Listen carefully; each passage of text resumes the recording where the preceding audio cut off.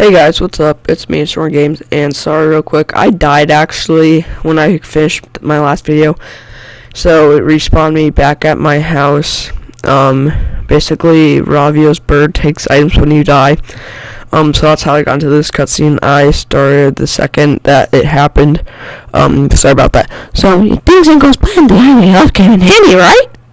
You know, they actually came from Ravio. Things are going, you're gonna need my help.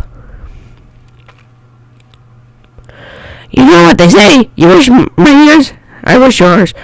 I rent your house, and I rent you lots of items. That's the deal. I mean, it's not like you can never come here, right? Alright then, how my shop works. Basically, you rent items from him, and every time you die, you have to give them back to him. Eventually, you can buy them from him, but that's besides the point. We'll be taking two of the more important items today. One that we need, and then one for more side questy stuff, because today we are making even more preparations. I know I really did that last episode, but there was so much stuff I still want to do before we went to our first dungeon, and we will do that next episode. But yeah, if you wish to find anything, just walk up and press A. So we are going to buy that green rod in the corner, the wind rod, tornado rod, whatever. Okay, so we got the tornado rod, and make sure to take good care of my tornado rod. I want to buy the bow back since I died, but I didn't have enough money to buy it, but that will soon change because I'm going to show you two easy ways to get 100 rupees really fast early on. You can't really exploit them because they're one-time uses, but after that, it's pretty good. So the net, basically I'm switching out for the rented tornado rod. This allows you to fly up in the air. So, see you next time! I like Ravio a lot, actually. He's a really good character. Personally, probably one of my best. But he did turn my house into a shop. I mean, I don't really want random strangers walking into my house. And where's my bed? I don't know. So, let's real quick explore the southern area. I'm trying to catch this bee to show you guys what it is. You caught a bee! What do you want to do? I want to put it in a bottle.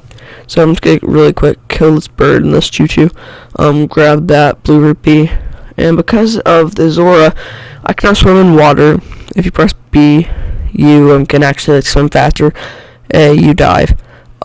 Basically, though, we will be walking down here into this tiny narrow crevice. Because right here there are a lot of rupees. I don't think we'll actually get those because I think we need a certain item that we don't have. But that basically right there allows us to stun enemies if we use it on them. It doesn't do any damage, but it does stun.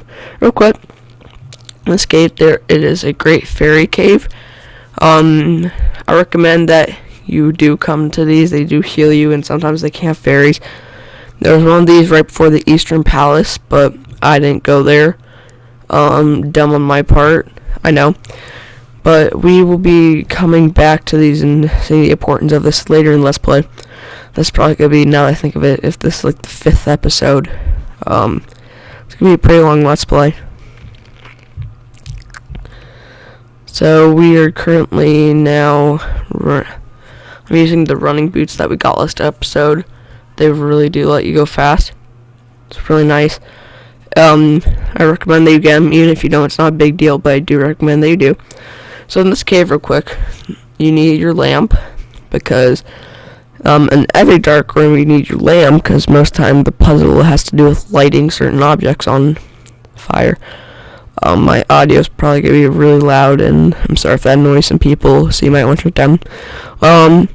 So this will give you 50 rupees, and that's enough to go buy one thing from Ravio's shop. So we're going to buy the most important item from him, basically. Well, at least in my opinion. Real quick, I just merged because I wanted to see if anything was over here, because it kind of looked like there would be something. So Ravio's meter does drain a lot faster than it reloads. So we just walk up here, and there's the other shop that I'm talking about. This guy hurts. So we're just going to walk over here. We're going to dash. We accidentally walk onto the other screen, but then we walk back over here. At the time of recording, I haven't uploaded the video before this, so I don't know how that'll do. So we went back to Ravio, and his special are the hammer and the tornado rod, because you actually needed those two to beat the next two dungeons coming up. But that's why they're only 20 rupees instead of the normal 50, because if it was the normal 50, you probably wouldn't be able to afford it. So these bombs, if you're in the blast, they will hurt you, but it is pretty much worth it, because, yeah. So what we're going to do is we come over back to this area, and there's this little cave. I accidentally didn't blow up the correct one. We will probably be doing that side quest a lot later, though, in the game. This isn't, like, another great fairy fountain room that I recommend that you go to. This isn't the one that I wanted to go to, because that one I actually needed, some stuff. You actually need the bombs to activate that big side quest. So, I'm just turning down my gain on my microphone, because I can hear, like, my stuff in the background. Okay, this is better. Okay, so now we are using Arene now, because we saw, we want to go to Kakariko Village real quick, because this episode I really wanted to get a, another extra heart, but I couldn't find the last heart piece. So if any of you guys know where that where one extra one is, whenever this bird is flipping out on the weather vane, that means you really, really, really need to save and you haven't saved it in a long time. So we're going up here, and over here is a tiny cave. All I do is just pick up these rocks, and then you can just jump down into it. And once you unlock the band, basically you can come in here, and then there is a heart piece. A lot of you people said that you would prefer, a lot of people that watch these in my family say that they would rather have jump cuts instead of seeing the entire thing. So if you guys want to see that, just let me know. The image quality is looking pretty good actually right now from what I'm seeing. First go, I hate the Hyrule Castle music because it doesn't really sound like you go from really adventure, high pitched, everyone's excited, lots of energy, to being really low. But behind the carpenter's house, blacksmiths, if you merge, there's another heart piece right here. These are 3 really early heart pieces that I recommend that you guys collect, because there's no reason why you shouldn't collect them, because they're reasons that you can actually get items. And once we go over here into Hyrule Castle, a lot of these guards are guarding it, but you need... Now we have the band. If you come over here, as I'll show you, as we saw earlier, there's a heart piece between these rocks area. This normally would be in the Link to the... If you didn't know, Link to the World is basically a Link to the Past remake with a bit of a twist. That's basically in the original game how you got into the castle, but not here. So we're gonna swim past the Zora and up this river. I was gonna get the thing that we saw, but I didn't. So we're just gonna keep going. So we're just gonna keep swimming, keep mashing B. Probably should have used Irene to warp, but I didn't, so I'm a sufferer of the consequences of getting stolen by a choo-choo. So we're just gonna blow up that cave real quick. I probably should go talk to her grandma so I can heal up. I decided that I don't need it, though. If you don't know, I do post-record these videos. I don't actually record them live. No, I recorded the video, but I don't record audio live. So I'm trying to get it set up so I can do them both at the same time, so you guys don't know what I'm going to do, and I don't know what I'm going to do. So real quick, this takes you to the Eastern Palace area, and one thing in this area is this tiny dungeon. We're going to spend actually a while on this dungeon, even though it isn't really worth it. I think you should do this, because what it provides... Oh wait, not this one, it's one layer. This one's actually really easy. It just requires simple merging. These treasure hunters, when they're in dungeon 99%, it'll just give you rupees as your reward. But the puzzles are fun, and they're pretty much worth it. So how you do these basically is you merge onto these walls, then you just get above, so you can just keep climbing up. Because once you're at the tippy top, you get a reward. This one's actually pretty easy of a dungeon. I don't really want to call these dungeons, they're more mini dungeons. So we're just gonna climb over here, and then we're just gonna grab this silver rupee. I spoiled it. You do get silver rupee. It's worth 100 rupees. I didn't realize when I'm recording, but my recording software was off, so you couldn't really see the rupee counter. So sorry about that. So we will be basically going all the way over here. So we're gonna use Irene. We're gonna warp back to the witch's house. Irene is kind of getting mad at us. Not really. She doesn't get mad, but enjoy her while she lasts on this broom. That might be foreshadowing. So we're just gonna jump in this river. Anytime they see a lighter tone water means that you can get on the you can stand up and you can merge onto walls and stuff. That's a actually big thing later on. It doesn't take up energy or anything to swim, which I enjoy. So we're just gonna keep swimming, and eventually you'll come to this waterfall. I think if you merge behind it, something good will happen. But we're just gonna keep going over here, and there's a platform that we decided to take, and up to here is a rocked-off pathway. So we do that. Place a bomb. This is gonna be like for the next few minutes. I'm gonna be doing this because this one always. It's that one mini dungeon that always confuses you, and I think you need like the bow or something to start this dungeon. It's a really, really fast dungeon if you know what to do, but I am doing all this blind. Even though I've played before, I forgot how to do most of it. So one cool thing with the moving blocks and the wind rod, this is one reason why I got it, is because you can't really merge onto stuff and like get higher. So we're just gonna drop down, and the wind rod, I remember that it lifts you up. So one mechanic in this game that can work is if you get under a moving platform and use the rod, you can land on the platform if you're lucky. So I'm just gonna do a spin attack to get those platforms moving. If you want to beat the dungeon real quick, that is how you do it. You also need to get over there. So what we do right here is we have to come over here. Then we're just gonna walk over here. I thought that this puzzler was a lot more complicated than it actually had to be. Up here is a magic refill potion and 20 rupees. Get the rupees. You need rupees. So we're just gonna go through this crack, and there's another 20 rupees. We're just getting rich this episode, basically. If I wanted to, I could go to the bee fanatic to get the bees checked, but I didn't. So we're just gonna come back over here because my magic meter is gonna die. I need to manage that. Later on in the game, you do get an upgrade though to make it bigger, but for now, you're stuck with this midget magic meter.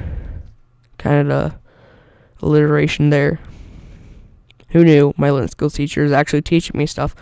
So real quick, we're gonna do this trick again, but this time we're gonna go the other pathway. These little platforms, they take to these, and this how you beat the puzzle, but I'm stupid and I didn't realize that. So I'm gonna go to the other side real quick and see what's over here. And over here it just takes you down to another platform area. So now what we gotta do is those platforms are moving, so we decide to go back to basically start from square one again. So we're gonna just go back. If that is a cool trick that you can do, you can just win gust like all the way up. This side, I don't really know what the point is to doing this one. The other one gave you rupees. I actually forget what this one does, because you actually have to go out of your way. So over here, there's another magic meter, and he says, now how is this all gonna work? So basically, this guy's kind of teach you how and telling you how to do it if you don't know. So over here now, I'm just gonna simply merge onto this wall and move about. I thought that maybe it was like the other thing where you could just merge up and stuff. Keep track of your magic meter, because you will slowly die. If you run out, it'll like just completely merge you out of the walls. So come over here real quick. Go back out. I thought if you held it all the way, I used too much magic, and there's no possible way that I could make to the other side without falling. So we're just gonna get back to the wall, and we're gonna merge, and we're just gonna hold to the right, and I thought we could make it, but not setting these handrails. I really probably should have looked at the front two platforms and how they did it, but I didn't because I didn't pay attention, and I followed my death. The more you know. Okay, so real quick, I'm just going to merge over here and see if there's still any possible thing on this other side. I don't really realize that there's anything that I could probably do. So I'm just going to come back around and see if there's anything behind here that I missed. You barely stay on the platform as it is, so be careful. We got back onto that platform. My voice is sounding pretty monotone, actually. It's kind of sad. This chest is what we're aiming for, actually, but there's no way that you can possibly get up there at the moment. There is something that you can do, because that's you beat the puzzle, and I show you guys how to do that, just not now. I'm trying to pull off right now. This is kind of stupid of me, but in speedruns of this game, how you can get onto higher ledges and stuff, and like move a bit, is there's the thing like with the bomb and tornado rod where you place a bomb and right before it explodes you use the tornado rod. It gives you just a bit of extra height so you can get up even higher. Actually, it's pretty cool. I wish that the tornado rod would be a lot cooler if it was like a if like one of those Deku flowers, like the paraglider or the Deku leaf, like where you could like use it to go up and just shortly glide. Like if that's how it works, like that would totally like change the game. It's amazing. Also, the Direct came out. If you don't know, I record these episodes in like kind of bulk, and they release them like every day. But basically though, the Direct came out with Link's Awakening for Nintendo Switch, and it looks really good to me, actually. I kind of like the fact that it kind of looks like clay. It makes it kind of more cute and artsy. It like actually looks really good, guys. If you don't like it, that's all to you, but Link's Awakening is probably one of my favorite 2D Zelda games. I'd say my favorite 2D Zelda game, not the original, definitely not the second one, the second Zelda game. No, I don't like it. I'd say probably my favorite 2D Zelda game, though, if it has to go, it's probably gonna end up being either Link Between Worlds, the one I'm playing right now, or the Minish Cap. My favorite 3D Zelda game is either Ocarina of Time, Breath of the Wild, or I'd say probably my third favorite is I really did like Phantom Hourglass, but I preferred Wind Waker. I just like Zelda a lot, and I probably should have made a Zelda channel considering about how much I want to play it, but I decided not to. I'm just saying the new Tetris game for Switch is actually Tetris 99. It's actually a pretty fun game. Like, I enjoyed it. If you didn't see my live stream or my video about it, I recommend you check it out. It's pretty good. So we're just gonna... But yeah, I recommend that you guys play. If you haven't played a Zelda game yet, you need to. Like, you're missing out if you haven't played a Zelda game. They're really nice, really high quality, really fun games that I recommend that you all play. I'm still trying to find out how to like hook up an Elgato capture card to like all my recording software. I'm working on it. I know some of my friends have been on me about it. It's kind of scary. I think now's the point when I realize that how stupid I've been and how easy it would have been for me just to basically... I think you need the tornado rod to actually beat this dungeon, because I don't think you could get up onto this base platform without having to use like anything. Basically though, you get onto this platform and it'll move you, and then you walk up the stairs with full magic, get as close as you can, and then you just like shuffle on the wall. It's kind of cute, actually. Link being stuck in the wall and how he just like slowly shuffles. So now we just wait for this platform. So we get on the platform, and then we go up to the chest, and we got another 100 rupees, guys. We are saying really good. I'd recommend that you don't spend this yet, because you will probably want it for later in the game, or just before you get the Master Sword. You can get the Master Sword in this game probably like 4 hours in. It's a really easy Master Sword. Like, I can't beat the Twilight Princess tutorial for like over an hour and a half, something like that.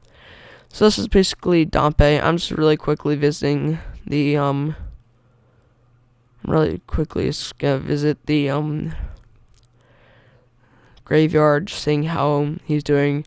I didn't notice this, but you can actually talk to Siri's dad, or the guy. I don't remember his name, but you can actually talk to him in the corner and see the captain like painted on the wall. It's kind of funny.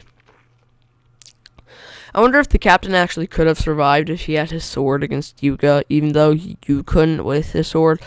But I mean, that's neat. So real quick, we're just walking. Again, I really should be using the bell a lot more, but I don't. So I'm just coming up here. This world is actually pretty big for a handheld. So we're just gonna quickly use, or not, I might just walk. Like, since I do like post recordings about every day, but I don't actually record the thing. Like, I'm only free a lot on Saturdays and Sundays, on the weekends, since I'm still in school. So I have to do that, and then whenever I'm off is when I'm doing a lot of this. I thought you could merge on as well, but that's something else, actually. So we're just quickly going to run down all the way over here, because I know why it didn't work. So the thing is, we're going to make our way to the first dungeon, so then tomorrow I can actually, well, do the first dungeon. Well, not the first dungeon, but like the first pendant dungeon. So I ran a bit too far right here, so you need a Zora Flipper so you can actually swim to it. You don't have to get the Zora Flippers, but I think that's how you activate the, sorry guys, I just dropped it. Alright, I'm sorry. You gotta use the tornado rod, so then you can step on this, which opens the gate.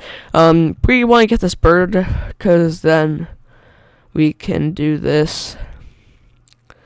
So, basically, yeah, so that is the Legend of Zelda: A Link Between Worlds. This has been fun, guys. It's a really fun game. I hope you guys are going to enjoy the series. And next time we'll be taking on this dungeon. See you guys later.